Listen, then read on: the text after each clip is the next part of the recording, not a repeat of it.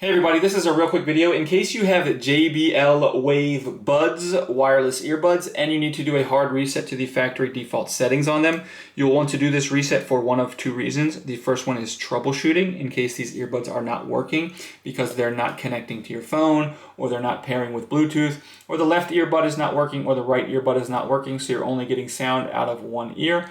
A factory reset can fix a lot of these issues. If it doesn't and you just want to get a new set of earbuds, I'll put a link in the description to a reliable pair.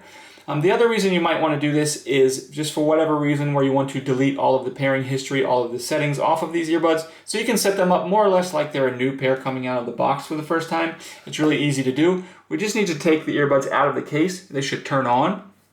And with the earbuds right next to each other, out of the case, we're just going to come over to the right earbud and we're going to tap it 3 times, but on the 3rd time we're going to hold. So we're going to go like this. Tap, tap, hold for 5 seconds. And after those 5 seconds, you'll see the earbuds will reset, and they will reset into their factory defaults. And you can go ahead then and set these up basically like they're new coming out of the box.